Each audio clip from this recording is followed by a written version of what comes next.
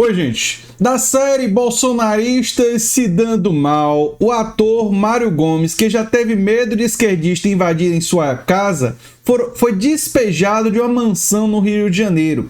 Quem tá batendo a porta, viu, Mário Gomes? Não é o MTST, não são os sem teto, não. Quem tá batendo na sua porta são os credores, são gente que tem dívidas, né? Quem tá batendo na sua porta é o Estado que foi cobrar as dívidas que as pessoas entraram na justiça para ter o seu direito e que você não quis pagar. Não quis pagar. E aí o discurso anti-Estado vem, mas na verdade tem a ver com as dívidas não pagas, né? Enfim, vamos falar sobre isso nesse vídeo, né? O ator bolsonarista Mário Gomes foi despejado nesse domingo, né? Talvez seja um benefício não conhecer determinados membros da dramaturgia brasileira, porque a gente se poupa de coisa ruim. Agora, os fakes que esse bolsonarista soltou, a gente vai lembrar aqui agora que ele está sendo despejado, né? Vamos lá. O ator bolsonarista Mário Gomes foi despejado nesse domingo da mansão em que residia desde 2002 com sua esposa e 2 filhos. A propriedade está localizada num condomínio muito de luxo, né? Na Joatinga, na zona oeste do Rio de Janeiro. De acordo com o jornal Extra, o imóvel foi para leilão para pagar dívidas trabalhistas de costureiras da antiga confecção que o ator tinha no Paraná. Ou seja, ele fala contra a classe trabalhadora, mente, né? Produz um monte de mentiras sobre o PSOL, a gente vai chegar lá, e não paga adequadamente as costureiras. Quer explorar, hiperexplorar o trabalho. Tá perdendo a casa porque as costureiras foram na justiça exigir que ele pagasse o que ele devia. E aí, sem ter condições de pagar, teve que colocar, a casa teve que ir a leilão para cobrir isso daí, né? A casa de frente para o mar, né? Então, coisa de luxo mesmo. Avaliada em mais de 20 milhões de reais, foi a leilão e arrematada por 720 mil. Ao deixar a casa, o ator falou com o fotógrafo do veículo sobre o despejo. Faltou honestidade. Um governo que não seja corrupto nem assombração. Ele falar em honestidade é o cúmulo da hipocrisia. Uma pessoa que dissemina notícias falsas, que mente seguidamente. Nós vamos mostrar aqui as mentiras e os absurdos que esse ator já falou. Medo de esquerdistas. Em 2022, o ator caiu em uma fake news e declarou que tinha medo de dividir sua casa com esquerdistas. Naquele momento, ele declarou à Folha de São Paulo acreditar em uma fake news atribuída ao presidente da Colômbia, Gustavo Petro, de que as residências seriam divididas compulsoriamente com outras famílias. E ele disse: eu e minha mulher estamos preocupados em perder nossa casa. Ai. Sabe o que gera perda de casa, bolsonarista? Você não pagar a sua dívida trabalhista. Talvez isso gere perda de casa. Não o movimento MTST, nem pessoas sem teto, que essas pessoas ocupam propriedades em situação irregular, abandonadas. Não vão para casa que você tá, não. Viu? Mas enfim.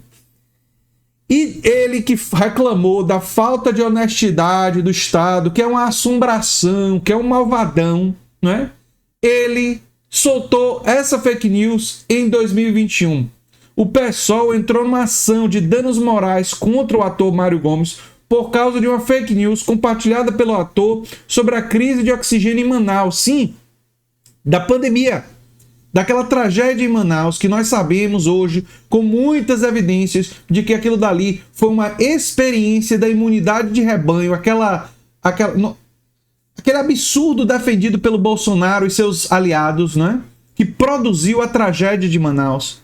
Tragédia pela qual os bolsonaristas ainda não foram punidos. E eu não vou cansar de falar dos absurdos da pandemia, não. Mas enfim. Ele disse, né, o seguinte: em um áudio gravado para Carlos Vereza, Gomes afirmou que Freixo está por trás da falta de oxigênio na capital amazonense. Ele afirmou que Marcelo Freixo, deputado político carioca, né, seria responsável pela falta de oxigênio em Manaus. Quem era o presidente mesmo em 2021? Ah, era o Bolsonaro. Mas aparentemente o responsável era o Freixo para o Mário, né? Enfim. Os caras estão matando as pessoas. Não foi o Freixo que arrumou esse esquema em Manaus? Tiraram oxigênio. Tentaram tirar aqui em Cabo Frio. O Freixo tentou. Correram com ele de lá. Disparou o ator na fake news. A pessoa não tem vergonha, não, de disseminar uma notícia falsa dessa gravidade? Dessa gravidade? E olha, não dá para ter pena não, viu? Perdeu sua mansão, né? Foi despejado da mansão porque não pagou dívidas trabalhistas. É o que tudo indica, né? É o que tudo indica. Queria a hiperexploração. Eu quero falar um pouco sobre hiperexploração desse pessoal da direita.